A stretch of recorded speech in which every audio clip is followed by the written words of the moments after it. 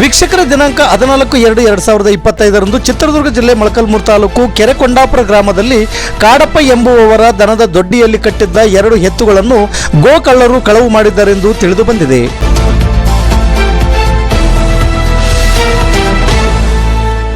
ಎಂದಿನಂತೆ ಕಾಡಪ್ಪ ರಾತ್ರಿ ಮನೆಯಲ್ಲಿ ಊಟ ಮಾಡಿ ಬಂದು ಆ ಎತ್ತುಗಳು ಕಟ್ಟುವ ಪಕ್ಕದ ಶೆಡ್ನಲ್ಲಿ ಮಲಗುತ್ತಿದ್ದರು.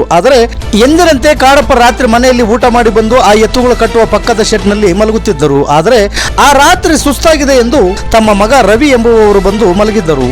ರವಿ ಎನ್ನುವ ವ್ಯಕ್ತಿಯು ಗಾಢ ನಿದ್ರೆಯಲ್ಲಿದ್ದಾಗ ಎತ್ತುಗಳು ಕಳವು ಮಾಡಿದ್ದಾರೆಂದು ಹೇಳಲಾಗುತ್ತಿದೆ.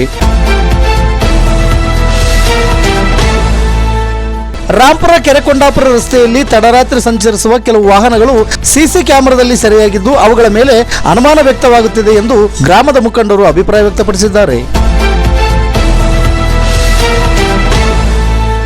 ಗ್ರಾಮದ ಮುಖಂಡರಾದ ಹೋಟೆಲ್ ರವಿ ಬಲರಾಮರವರು ಕಾಡಪ್ಪರವರ ಜೊತೆ ತೆರಳಿ ರಾಂಪುರ ಪೊಲೀಸ್ ಠಾಣೆಯಲ್ಲಿ ದೂರು ನೀಡಿದ್ದು ಪ್ರಕರಣ ದಾಖಲಾಗಿದೆ ಎಂದು ತಿಳಿದು ಬಂದಿದೆ.